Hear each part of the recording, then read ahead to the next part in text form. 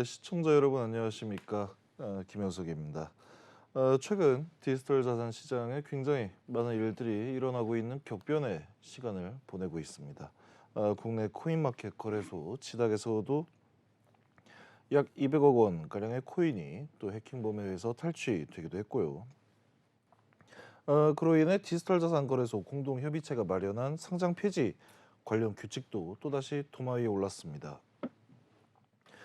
그래서 오늘 B뉴스에서는 디지털 자산 거래소 상장 규정과 그 과정 내 평가 사항에 대해 여러 전문가들과 함께 특집으로 100분 토론을 준비했습니다. 과연 크립토 세계에서 끊임없이 발생하는 사건, 사고를 줄일 수 있는 최소한의 기준이 되는 가상자산 공통 상장 심사 기준은 무엇인지 지금부터 자세히 짚어보도록 하겠습니다. 먼저 오늘 좋은 말씀 들려주실 전문가분들 소개해드리겠습니다. KDA 한국 디지털 자산 사업자 연합 강성우 회장님 모셨습니다. 네, 안녕하십니까. 강성우입니다. 그리고 한국 컴퓨터 정보학회 박재경 가상자산 가치평가원장님 모셨습니다. 안녕하십니까. 박재경입니다. 만나서 반갑습니다. 예, 반갑습니다. 그리고 코어닥스의 박시덕 감시 본부장님 모셨습니다. 예, 안녕하십니까. 코어닥스 시장감시위원장 박시덕입니다. 반갑습니다. 디지털 자산 시장에서 또 원활히 활동하고 계시는 세 분 모시고 오늘 좋은 이야기 많이 나눠보도록 하겠습니다. 먼저 유럽 연합이 가상자산 시장을 규정하는 법안 미카, 통칭 미카법을 통과시켰죠. 국내에서도 관련 법 제정 속도가 굉장히 빨라질 것이라는 기대가 나오고 있습니다. 이 문제에 대해서 어떻게 보시는지 우선 강성우 회장님 말씀 먼저 들어보도록 하겠습니다. 예. 며칠 전에 그 유럽연합의회에서 그 세계 최초의 암호자산법인 미카법이 절대적 지지를 얻고 통과가 되었죠. 예.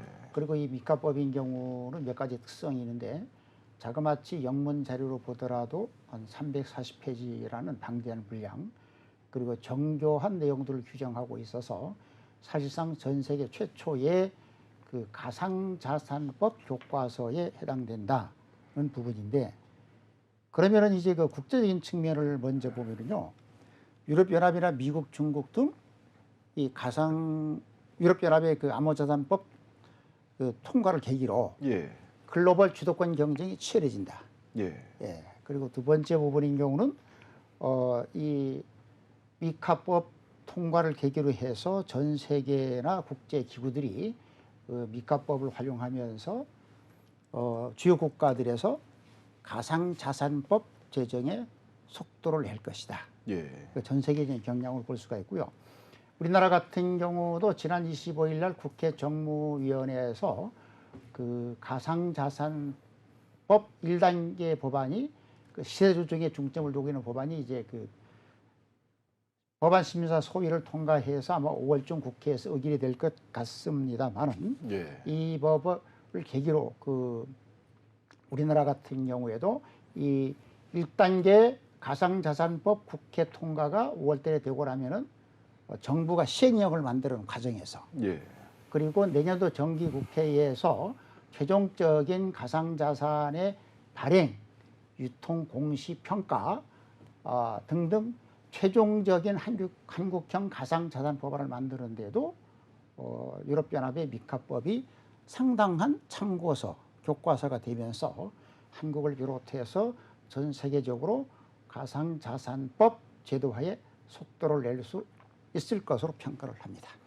사실 이런 어떤 유럽에서 출발하는 이런 미카법과 관련한 이런 법안들이 우리나라에서도 좀 조속히 마련이 되어야 한다라는 내용에 대해서도 회장님이 예전에 좋은 말씀 굉장히 많이 해주시지 않았습니까? 지속적으로 제가 주장을 하고 있는 것인데 예. 우리나라 같은 경우도 현재 아까 말씀이 있었지만 뭐 지닥 거래소의 해킹 예. 뿐만 아니라 요즘 코인원에 보면은 뭐 돈 받고 상장을 해줬다는 브로커, 또 일부 임직원의 구속까지 했었죠. 예. 이 모든 사건 사고의 근본 배후에는 국가가 관련 법을 제정을 해서 기준을 사회에 명확하게 제공하지 않음으로 해서 그 구성원들이 이런 범죄를 저질러도 국가가 처벌을 별로 하지 않는구나, 처벌의 강도가 약하구나 하면서 사회적인 현상을 일으킨 것이기 때문에 예. 미카 법안을 계기로 우리나라도 하루속히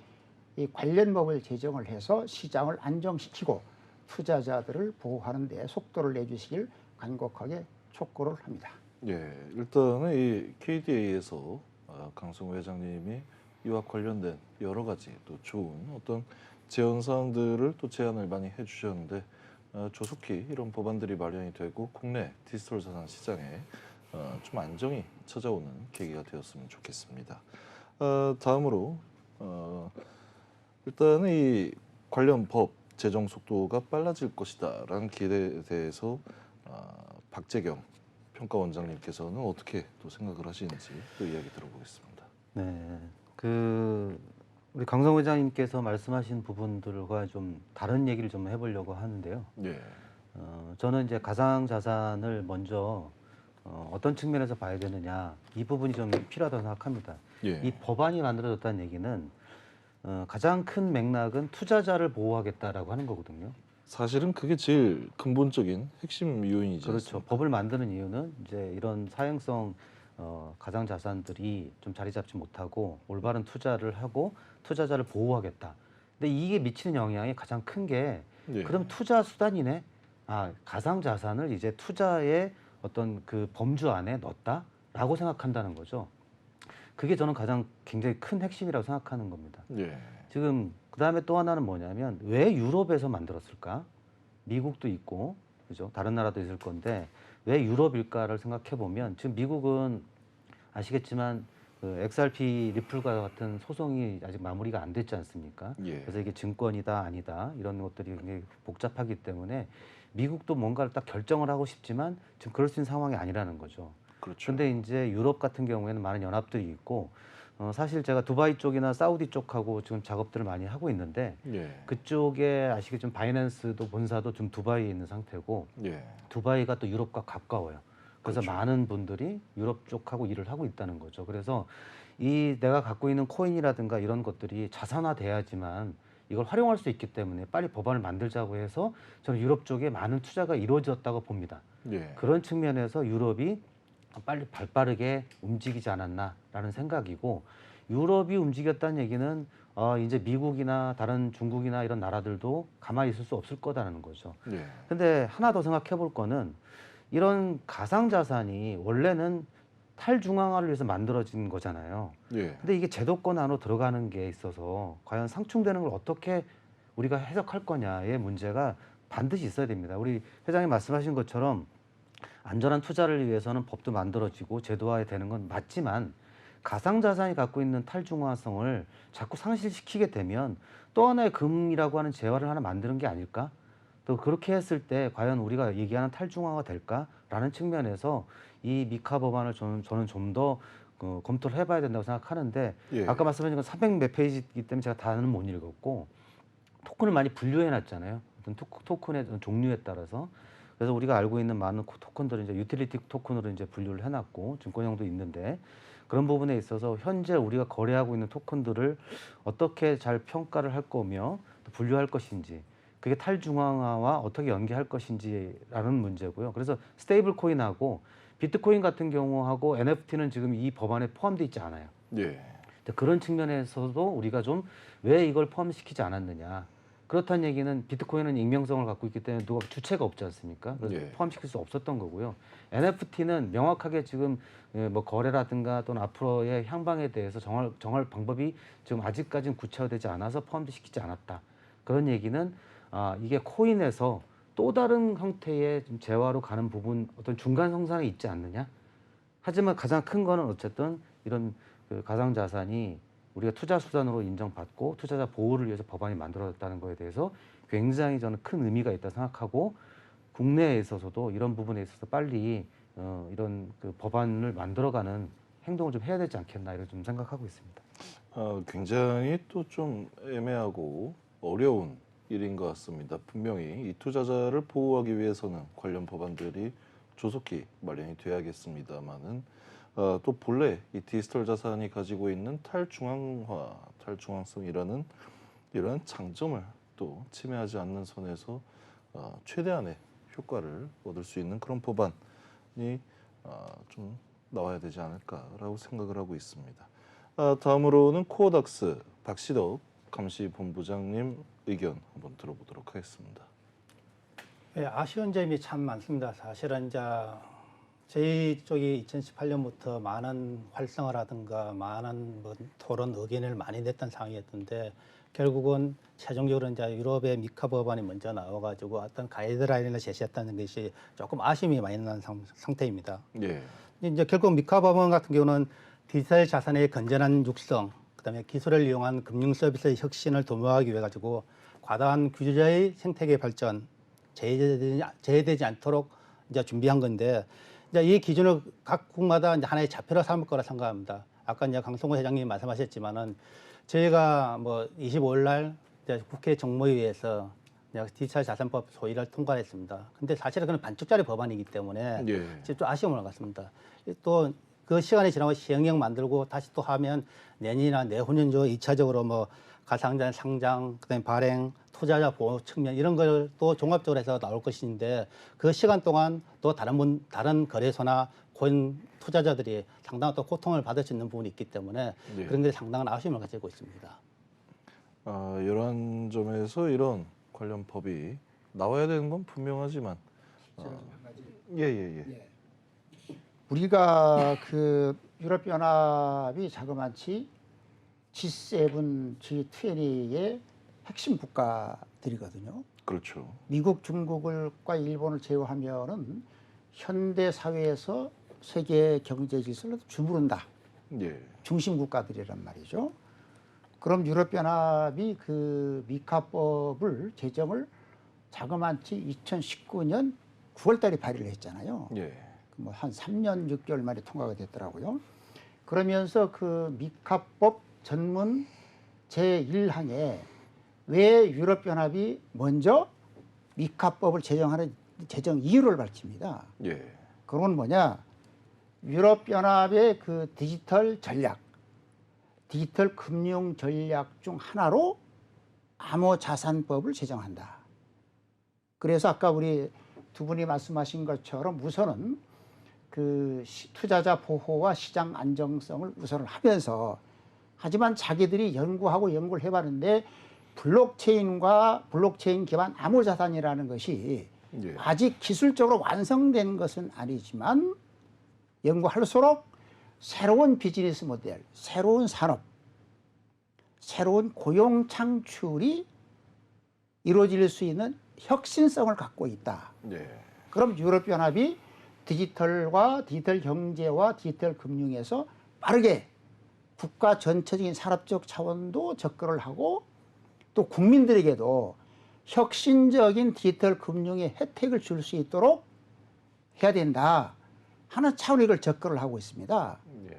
그럼 우리가 국내법인 경우는 지난 25일 날 국회 정무위원회 법안 심사 소위에서 가상자산법의 30% 내용도 되지 않는 시세조정 불공정 규제 중점을 둔 법안이 있는데 그 법안에는 이런 내용이 없어요. 왜 대한민국이 가상자산법을 디지털 자산법을 제정해야 되는지 방향성이 없다.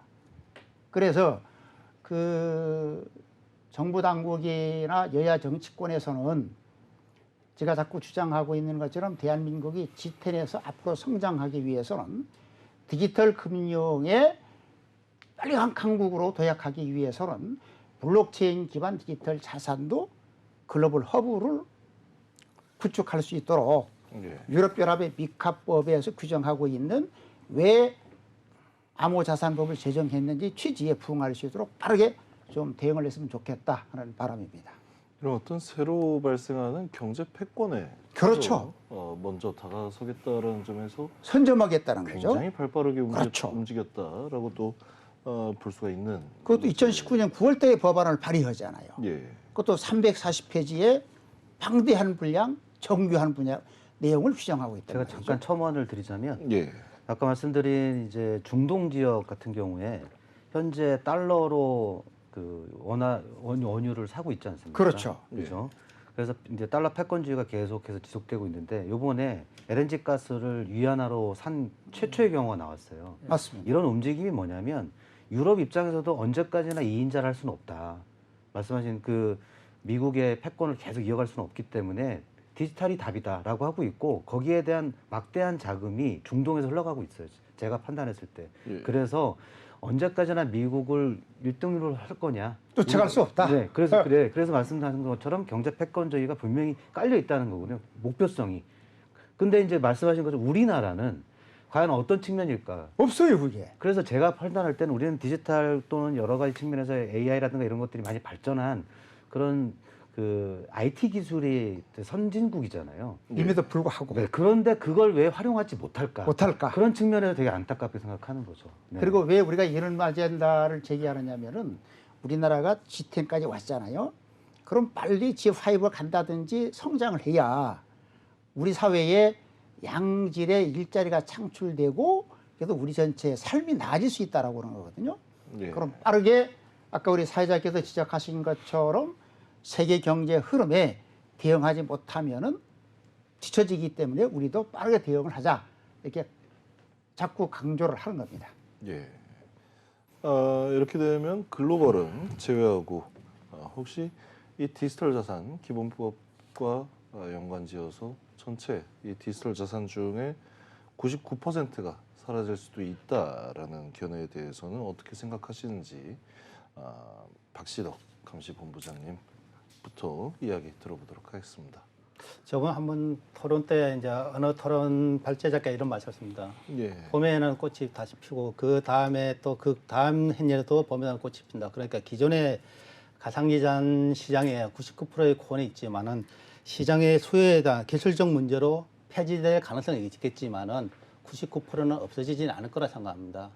단순히 어떤 자산 시장에 이제 소유와 공급이 잘 매치가 됐느냐, 그러면 그 기술적인 것이 제대로 비즈니스로 형성화됐느냐, 예. 그런 형성화가 잘 됐다면 계속 남아 있겠죠. 근데 조금은 지금 말씀은 지금 우리가 코인이 이제 유틸리티 코인하고 STO 코인 이제 토큰 코인들은 이제 구분되면서 사실 유틸리티 시장이 조금 축소가 되든 아니면 그런 코인이 발굴이 힘들어질 거랑은 좀 상관합니다. 예. 다음으로는 박재경 평가원장님 의견 들어보겠습니다. 지금 이제 99%의 코인이 사라진다고 하는 이유는 이럴 겁니다. 이제 우리가 법이 없는 상태에서 만들었었고 마치 이제 이 가상 자산을 만들면 돈을 벌 수 있다라고 하는 취지에 무분별하게 코인을 만들었다고 하는 게 가장 큰 거죠. 그러다 보니 많은 스캠성 코인들이 나왔고 이걸로 인한 피해자가 많이 양산되었다. 즉 블록체인이라고 하는 것하고 상용화를 하는 게 정말 쉽지 않은 거거든요. 예. 그런데 마치 모든 것이 될 것처럼 얘기를 해서 투자자들을 끌어들이고 결국에는 끝이 안 좋았던 코인들이 많다 보니까 현재 코인들의 시작이 그랬으니 이 법안을 염두에 두지 않았던 코인들은 많이 사라질 것이다라고 하는 건 동의할 수 있습니다. 하지만 이제 그렇게 되면 앞으로 나온 법안들에 맞춰진 코인들이 나오기 시작하겠죠. 예. 왜냐하면 또 블루 오션을 또 차지하기 위해서 많은 사람들이 아이디어를 낼 거고 또 그 정해진 규정 안에서 코인들을 만들어내겠죠. 하지만 이 코인들이 사라진다고 하는 거는 이 코인 생태계 활성화에 도움은 안 됩니다. 예. 코인이 또 많이 나와야 되겠죠. 많이 나오고 또 없어지고 또 새로운 것들이 나오고 해서 이 99% 사라진다는 새로운 출발을 의미합니다. 우리 원장님도 얘기하셨지만 씨앗이 돼서 다시 또 발화하고 또 꽃을 피고 또 시들고 이런 게 반복되지 않을까? 하지만 그런 내성적인 측면에 있어서 어떤 견고성이라든가 앞으로의 또 그 이런 디지털 시장을 이끌어갈 수 있는 어떤 그 단단한 그 생명력은 더 강해지지 않을까? 저는 그렇게 생각하고 있습니다. 뭐 아무래도 이 전통적인 자본시장에서 바라봤을 때 지금의 이 발행되고 또 유통이 되고 있는 무분별하게 생겨나고 있는 코인들은 굉장히 좀 어처구니가 없을 정도의 사업으로 판단을 할 수도 있단 말이에요. 그런 코인들이 사라지고 또 다른 코인이 생긴다 하더라도 아마 원장님 말씀이 이 시장 자체는 또 견고하게 남아서 이 시장이 계속 흘러갈 수 있는 그런 환경이 돼야 한다는 말씀 좀. 제가 한마디만 더 예. 덧붙이자면 제가 이제 이런 가평원도 운영을 하면서 많은 투자자들을 만나서 컨설팅도 해주고 있는데 저의 역할은 누굴 평가를 하는 게 아니라 이런 코인들이 정말 잘 사용될 수 있도록 컨설팅하는 역할이 되게 큽니다. 그런데 예. 많은 분들이 처음에 아이디어를 가져와서 좋은 시작을 할지는 모르겠지만 결국에는 다 돈으로 빠져버리거든요. 예. 그래서 투자자들이 명확히 생각하셔야 돼요. 여기에 투자하면 일확천금을 벌 수 있다라고 하는 것 자체부터가 스캠성이라는 거죠. 예. 건전하게 우리가 주식 투자를 할 때 주식이 오르면 시간이 필요하지 않습니까? 또 내려갈 수도 있고 또 배당도 있고 여러 가지 장기적인 투자 목적에서 우리 주식을 하는 건데 코인은 단기간에 많은 돈을 벌기 위해서 많은 유혹을 받습니다. 그런 코인은 결국 살아남기가 어렵다. 그런 것들을 배제해 주신다면 코인들이 많이 건전해질 거라고 저는 생각합니다. 저도 이 디지털 자산 관련해서 코인의 등급을 평가하는 그런 회사를 또 운영을 하고 있습니다만 말씀해주신 것처럼 사실 이 가장 중요한 게 어떤 뭐 등급 내고 끝이 아니라 이 코인에 대해서 좀 개선할 점이 있다면 컨설팅을 또 제공을 하고 개선할 수 있는 여지를 제공을 하는 게 어찌 보면 이 본연의 임무다라고 생각을 할 수가 있거든요. 그런 의미에서 현재 기존에 상장되고 있는 그런 코인들 그리고 앞으로 또 발행될 코인들이 이런 어떤 법안 아래에서 좀 원활하게 발행이 되고 유통이 되고 또 거기에서 투자자가 보호가 되는 그런 환경이 마련이 되면 좋겠습니다. 다음으로는 강성우 회장님 네. 의견 있으시면. 이 앞에 두 분 의견을 얻고 저는 동일합니다. 구체적인 사례를 하나 들면 그 게리 겐슬러 미국의 증권거래위원장이면 공인입니다. 예. 이 공인도 전 세계에 한 15,000개 정도의 토큰이 있는데 그 중에서 대다수가 실패할 것이다. 공개적으로 발언을 수시로 합니다. 그럼 거기는 전제가 있습니다. 두 분이 말씀하신 것처럼 지금 오늘 우리가 다루고 있는 그 유럽연합 암호자산법에 보면 예. 유틸리티 토큰이 백서가 갖춰야 될 법의 규정을 그렇게 합니다. 60개 항목을 놓는데 60개 항목을 최소한의 범죄라고 규정을 해요. 그러면 전 세계 토큰의 대부분을 차지하고 있는 유틸리티 토큰이 미카법에서 규정하고 있는 백서 60개 항목을 충족할 수 있는 토큰이 몇 개나 되겠느냐라고 그러는 거죠. 따라서 아까 우리 박 교수님 얘기하신 것처럼 현재 시장 유통 중인 것은 기준이 없는 상황에서 저마다 백과쟁명식으로 토큰을 발행을 해서 또 하다 보니까 사업이 어려워요. 예. 실질적으로 수익을 창출하겠다고 생각을 했지만 현장에서는 어렵다. 그럼 결과적으로 스캠성 투자자 사기로 빠지기 때문에 법이 없는 비제도권 기준이 없는 상황에서 발행된 토큰의 99%는 사라진다. 하지만 바다를 보시면 계속 뒤에 샘물길에 따라오잖아요. 그래서 이번 미카법을 계기로 전 세계가 대부분의 나라가 이 가상자산법을 제정을 하고 규정을 만들다 보면 규정을 기준에 충족한 그리고 두 번째는 당국의 관리 감독을 받는 일정한 수준의 궤도에 오른 우량 토큰들이 새롭게 시장에 출현을 하게 된다. 하지만 지금과 같이 2만 개 토큰과 같은 그런 무선 토큰들이 나오는 것이 아니라 한정된 토큰들이 나온다라고는 두 가지 측면을 말씀드리고 이 자리를 빌어서 아까 사회자께서도 말씀하신 것처럼 토큰에 투자하시는 분들은 이 순간부터 미카법이 통과된 것을 계기로 상당히 투자에 신중을 기하지 않으면 언제 내 토큰이 퇴출되어지면서 내 투자한 돈이 사라질 수도 있다는 점을 염두에 두실 것을 강력하게 조언을 드립니다.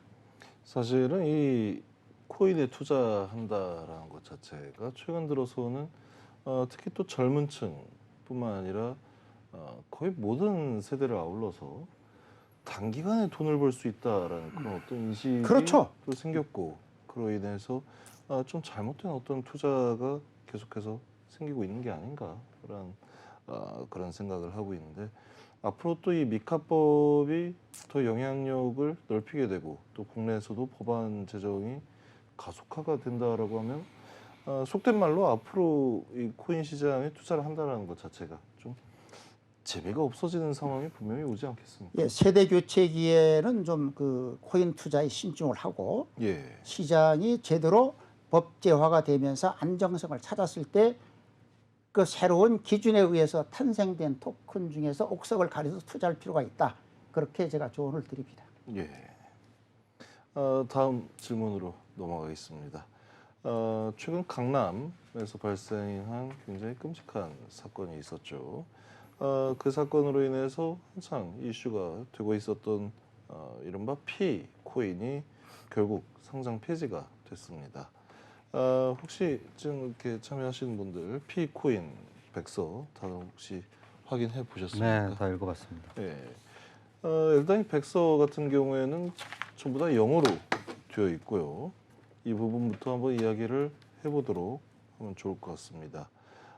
국내 최고 가장 큰 거래소인 업비트가 작년부터 이 백서들의 한글화 작업을 시작한다라고 발표를 한 가운데 투자자들 분의 어떤 뭐 수준이나 이런 것들을 무시한 건 절대 아니지만 이 안에 전문적인 내용들이 상당히 좀 많이 있지 않습니까? 그 뭐 어떤 단어라든지 용어 그리고 문장 같은 경우에 사실상 어떻게 뭐 번역기를 사용을 한다면 제대로 번역이 되지 않는 그런 수준의 전문적인 내용들이 상당히 많은데 이러한 부분들까지 영어로 지금 다 만들어진 부분에 대해서는 어떻게 생각을 하시는지 그리고 국내 재단들도 주로 영어로 이 백서를 굉장히 또 많이 발간하고 있는데 이런 부분에 대해서는 전반적으로 어떻게 생각을 하시는지 강성호 회장님부터 의견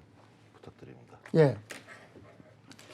융합연합의 그 미카법 제5조 9항에 보면은 유럽연합 국가 내에서 발행되는 모든 암호자산 백서는 반드시 발행되는 재단의 소재지인 예를 들어서 스페인 공용어 또는 영어로 발행을 하도록 명확하게 규정을 하고 있습니다. 예, 그리고 우리나라인 경우는 국어기본법 제3조 1항에도 보면은 국내의 모든 자료들은 한글 우선주의를 채택을 하고 있죠. 예, 특히 우리가 주목할 부분이 있습니다.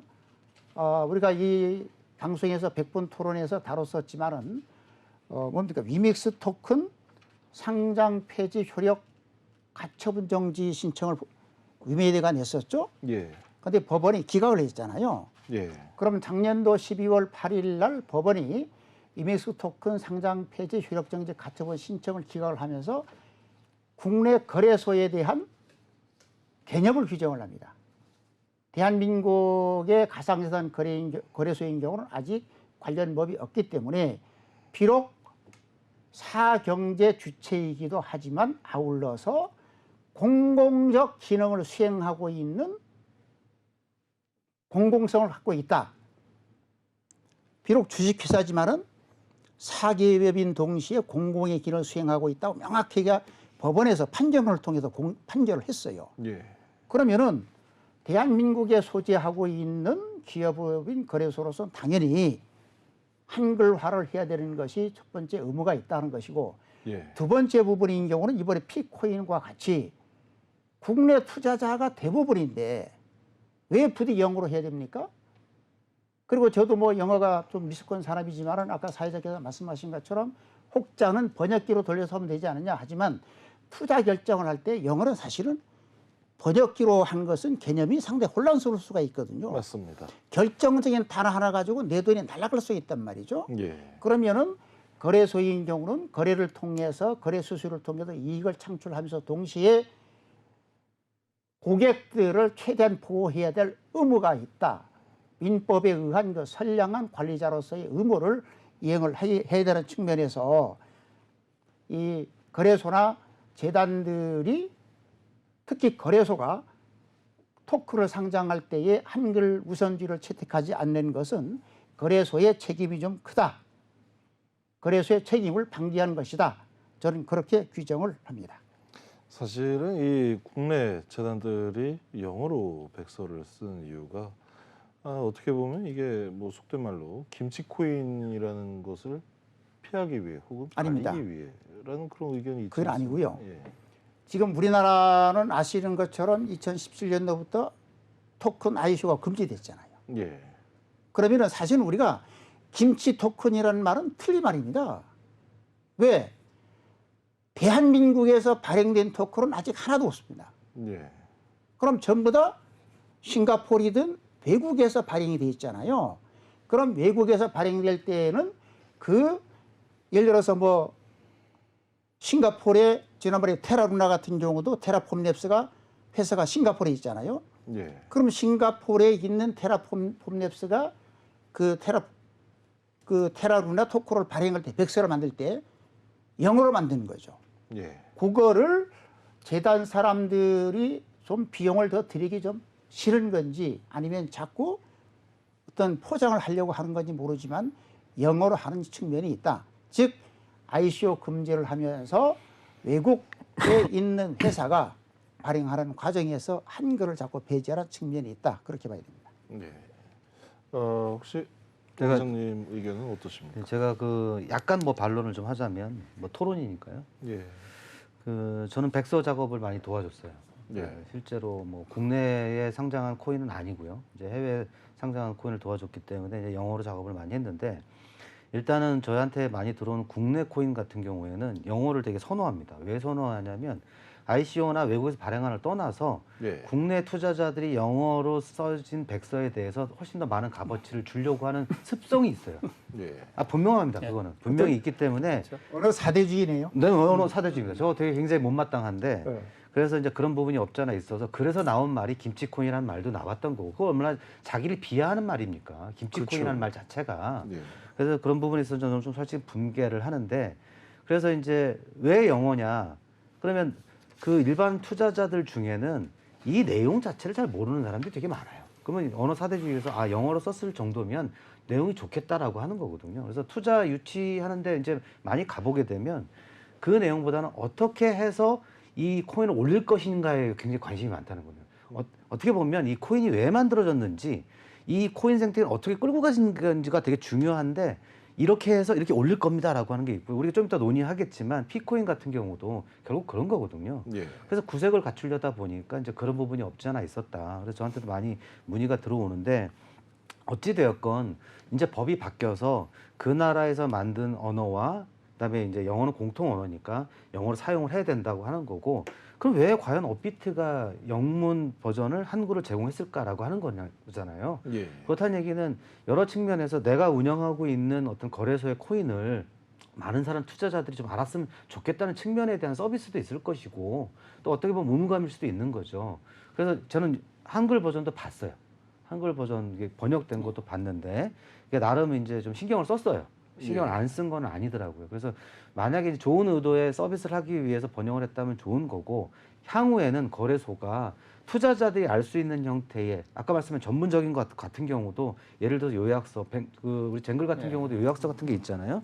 그렇게 해서 일반 투자자들이 이해할 수 있는 거예요. 왜냐하면 그냥 우리가 주식 같은 경우에는 매출이 얼마다 이런 것들을 보고 알 수 있는 객관적 지표가 있지만 이건 예. 그런 게 없다 보니까 그렇죠, 그렇죠. 그죠? 만약에 백서가 영어로 한 200페이지가 나왔다? 진짜 미카의 법안을 준용하는 그런 60개 항목이 다 들어간 거를 가져왔다? 그걸 일반인이 볼 수 있을까요, 과연? 그런 측면에서 공문도 저는 반드시 필요할 거라고 보고요. 우리나라에 예. 한다고 치면 요약본도 필요할 거다. 그래서 이런 부분들은 예전에는 좀 그 영어, 국어 이런 것도 좀 논란이 있었지만 앞으로는 이제 표준화 될 거니까 그 부분은 좀 그렇게 정리했으면 좋겠습니다. 예. 혹시 박시덕 본부장님 의견은 어떠십니까? 저도 이제 아까 우리 강성호 회장님이나 우리가 박 교수님 의견에 저도 동의를 하는데요. 저는 이제 우리가 코인 쪽에 상장의 기준, 이제 우리 나에게 또 나오기도 상장 심사 기준 하겠지만 사실 코인이라는 것은 글로벌이 중요하지 않습니까? 사실 국내용만은 그렇게 자꾸 우리 국내만 사용하니까 국내 김치 코인만 여는 건데 예. 예전에 코인원이 이제 홈페이지에 저 상장 심사 기준을 몇 가지 쭉 발표한 게 있는데 사업의 지속 가능성, 지배 구조의 투명도, 토큰의 분배계, 그다음에 글로벌 시장성이라는 게 있습니다. 저도 그게 진짜 맞다고 생각합니다. 글로벌 시장성. 우리가 코인을 국내에만 사용하는 게 아니라 전체적으로 다 사용한다면 글로벌 한다면 당연히 영어로 가는 게 첫 번째 맞는 것이고요. 예. 두 번째는 이제 아까 말씀드린 이제 결국 또 국내에서는 국내 소비자들이 있기 때문에 그걸 어떻게 이제 제대로 번역을 해가지고 투자자 보호를 해서 노력했다는 것에서는 고객 거래사의 책임이 분명히 있다는 것을 저도 인정을 합니다. 예. 그러나 일정 부분을 가져가는 게 맞는 것이고요. 그러나 저도 이제 조금 걱정되는 아까 지금 이제 우리 박 교수님이 잠시 말씀하셨지만은 미카 법원의 60개의 항목을 다 그 하나에 다 60개가 되면 특별한 거에서 언급이 없어도 된다고 뭐 거래 승인도 할 수 있다는 부분이 나와 있기 때문에 그렇다면 과연 그 60개를 갖다가 어떻게 유형문으로 발시해서 할 것인가? 사실 거래소의 모든 뭐 업비트 위에 나머지 거래소에는 사실 상장해서 관리하는 직원이 얼마큼 되겠습니까, 사실은. 예. 우리 현실적인 것도 생각할 필요가 좀 있다 생각합니다.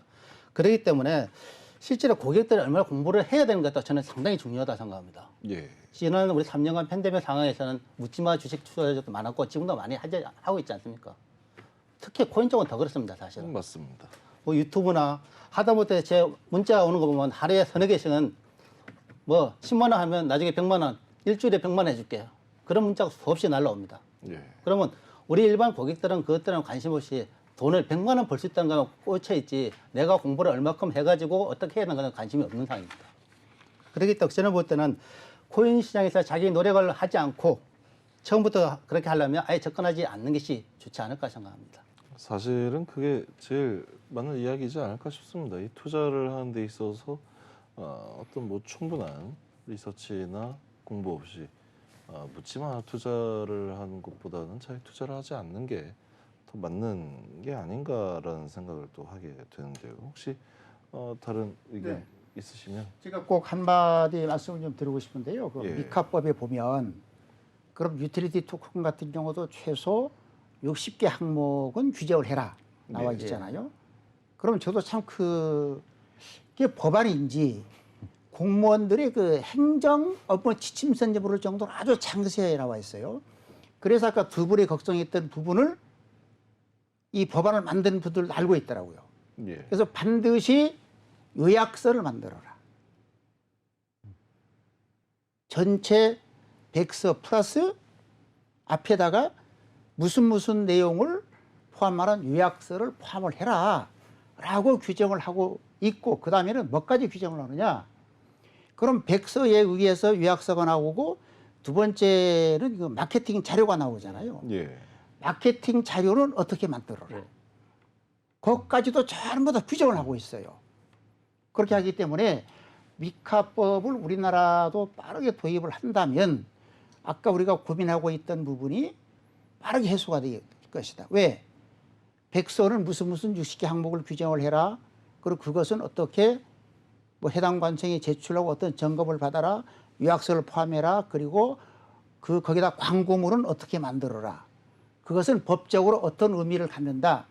규정하고 있기 때문에 미카법만 우리나라도 빠르게 적용된다면은 투자자뿐만 아니라 거래소, 발행자, 시장이 빠르게 안정될 수가 있고 오히려 토큰 투자를 통해서 벤처나 스타트업의 실물 경제로 연결될 수 있겠다는 그런 생각들을 많이 하고 있습니다. 회장님, 근데 저는 이제 걱정이 뭐냐면 저는 이제 대학 교수니까 이제 뭐 제안서도 많이 작성을 하고 제안서를 많이 쓰다 보면 500페이지, 600페이지짜리도 있어요. 당연하죠. 그러면 이제 앞에 요약서를 내잖아요. 네. 이제 그런 형태의 아마 법안일 것 같아요. 그런데 그 이제 무슨 유틸리티 토큰이든 코인을 만드는 사람들이 이런 규정을 다 따라야 되니까 이런 걸 만들어주는 새로운 직업이 생길 수도 있을 것 같고 저 같은 사람이 많이 불려다니면서 자 구색 갖추기 위해서 이런 걸 해주세요라고 할지 않을까? 그러면 그거를 과연 기존에 있는 투자자가 10장짜리의 어떤 백서와 지금 60개 항목이 다 들어간 300페이지짜리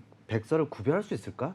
그런 측면에서 보면 형식적인 부분에 너무 치우치는 게 맞는지는 잘 모르겠어요. 그래서 이 형식은 당연히 중요하죠. 그전에는 많이 그런 게 부족했지만 근데 이제 형식은 형식이지만 이 안에 있는 컨텐츠를 어떻게 우리가 검증할 수 있을 것인지 이 부분에 있어서도 간과하면 저는 안 된다고 생각을 합니다. 당연한 거죠. 네네. 저도 박 교수님 의견에 동의합니다. 사실은 현실적인 문제는 어떤 가져야 된다 합니다. 사실은 그 뭐 코인을 발행하는 기술적인 설명 갖다가 그냥 풀어 쓴다면 500페이지를 할 수는 있겠죠. 그러나 아까 미카의 60개의 항목에 맞춰가 한다는 것은 사실은 거의 힘들다 생각하는 부분이 상당히 많습니다. 근데 특히 우리나라 같은 경우는 컨설팅이라든가 어떤 카운슬링 이런 부분에서는 그렇게 적극적으로 받아들이는 타입은 아니지 않습니까? 사실은 실질적으로는. 그러다 보니까 그게 정당하게 해야 되는 거고 내가 모르기 때문에 해야 되는 부분이지만은 그걸 어떻게 업세트를 할 수 있는 거를 우리가 환경도 같이 조성할 필요도 있다 생각합니다. 근데 반면에 저는 그렇게 생각을 하거든요. 지금 우리가 투자자들이 아우성은 이런 거거든요. 물론 당신들이 결정을 해서 투자했기 때문에 당신 책임 아니야. 하지만 반면에 저도 그렇지만은 내가 투자할 수 있도록 여건을 국가가 제대로 안 만들어줬잖아. 국가 책임이 커 하는 여론도 상당히 커요. 예. 그러면 국가가 여건을 만들어 놓고 본인이 판단한 것까지는 그게 자본주의 자유시장 경제 체제의 핵심이잖아요. 예. 그 가이드를 만들고 정부가 단속을 해줌에도 불구하고 본인이 눈 감고 투자하는 것까지는 국가가 단속하고 책임을 질 이유가 없는 거죠. 문제는 그런 장을 만들어주지 않았을 때 비로소 국가는 책임이 있는 거란 말이죠. 그럼 제가 미카법을 보면서 그런 규정이 제대로 우리나라도 통역이 되면 우선 투자자들 자체가 신중해질 것이고 그 전에 발행자 자체가 신중해져요. 그리고 두 번째는 거래소 자체가 신중해집니다. 그러면 자동적으로 지금과 같은 그 게리 겐슬러 미국 그 증권거래위원장이 말하는 스캠성 코인이 100% 사라질 수는 없죠. 상당 부분 사라지면서 투자자들의 그 정보를 결정하는데 큰 역할을 할 수 있다. 그렇게 보는 거죠.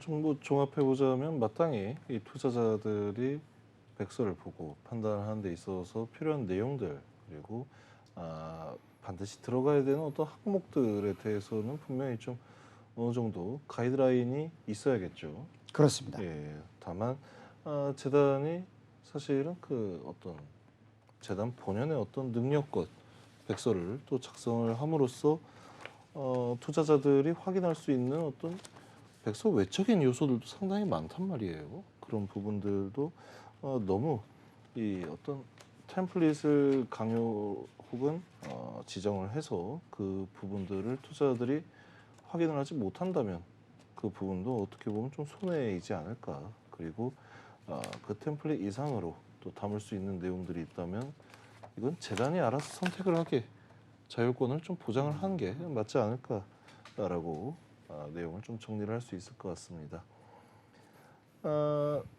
일단은 이 코인 평가에 관한 이야기를 한번 좀 더 해보려고 하는데요.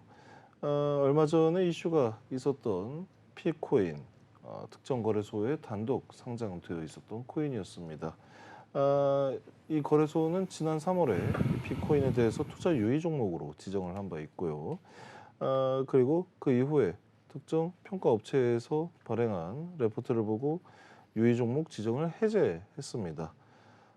그리고 얼마 전 이 강남에서 발생한 사건의 배경에 피코인이 있었다라는 이야기가 보도되고 나서 결국에는 또 투자 유의 종목으로 지정을 했고요. 결국엔 상장 폐지까지 또 결정이 되는 모습을 보였습니다. 사실은 이런 어떤 평가에 있어서 혹은 또 투자 유의 지정 그리고 해제 등에 있어서도 상당히 왔다 갔다 하는 그런 모습들을 보이고 있는데 이렇게 해도 되는 것인지 간단하게 의견 한 분씩 좀 말씀 부탁드리겠습니다. 예. 저부터 말씀드리면은 이렇게 왔다 갔다 해서 안 되는 거죠. 사실은 너무 당연한 예. 얘기죠. 예. 왜?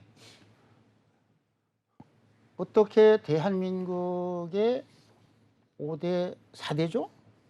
대형 거래소에 속해 있고 사실상 90% 시장을 장악하고 있는 거래소 중 하나인데 예. 제3자에게 명확하게 어떤 기준에 의해서 투자 유의 종목을 지정을 했고 그 조건이 해제되면 어떻게 된다. 이게 많은 사람들이 알 수 있도록 왜 그러냐면은 그 토큰이라고 하는 것은 불특정 다수가 투자를 해 있잖아요. 예. 그러면은 당연하게 그 기준을 공개하고 기준을 보면은 재단이나 투자자들이 내가 산 재단 입장에서는 발행사 입장에서 그리고 투자자 입장에서는 내 코인이 어떤 방향으로 흘러가겠구나 예측 가능성을 줘야 되는 거죠. 예. 그런데 이번에 핵심적으로는 그 피코인을 투자 유의 종목으로 지정을 했다가 평가 보고서를 보고는 투자이익 종목을 해지했다라고 하는 부분이 첫째는 기준이 공개가 되지 않기 때문에 자꾸 거래소 노래가 자의적으로 하는 것이 아니냐 하는 외부의 지적을 받을 수밖에 없다는 부분이 하나가 있고요. 예. 그리고 두 번째 부분인 경우는 제가 그걸 봤습니다. 평가 회사에서 평가한 결과가 뭐냐면 10단계 중에서 하위 7단계더라고요. 예. 그 CCC 등급인데 CCC 등급이 내리려고 하면 목표 달성 가능성 매우 낮다. 현재도 불안 요소가 있지만 불안 리스크가 너무 높다. 예. 거기다가 투기적이다. 이걸 종합하면 사실 토큰으로 같이 내면 이렇다는 거예요. 그렇죠. 아니 그러면은 목표 달성을 이루어지지 않는데 돈이 안 된다는 거잖아요. 그거는. 예. 거기다가 투기성만 높다. 리스크가 높아서 언제 망할지 모른다. 이런 얘기거든요. 근데 그걸 가지고 어떻게 투자위 종목을 폐지합니까? 그러면은 그 해당 거래소나 다른 거래소까지 같은 조건을 적용하고 있다고 하면 현재 거래소에 상장되어 있는 토큰 전체를 믿을 수 없는 지경까지 만들었다. 그럼 그런 것들은 다 전혀 아까 그 사회자께서 말씀하셨던 것처럼 이런 기준을 상장이나 상장 폐지나 그 상장 후 관리에 관련한 기준들이 공개가 되어 있었다면 당연히 이런 문제가 제기도 되지 않았을 것이고 그런 기준이라면 아까와 같은 CCC 등급 목표 달성 가능성 매우 낮다. 리스크 매우 높다. 투기적이다는 등급을 받으면 당연히 오히려 상장 폐지를 해야 될 것이기 때문에 이것은 거래소들이 우리가 앞으로 이 위카법을 계기로 새롭게 한걸 탈퇴하는 계기로 좀 새롭게 좀 시장을 정비할 필요가 있다. 그렇게 봅니다. 네, 일단은 이 질문, 이 주제에 관해서 이야기가 좀 많이 길어질 것 같은데요. 저희는 잠시 쉬었다가 2부에서 이 질문 다시 이어가도록 하겠습니다.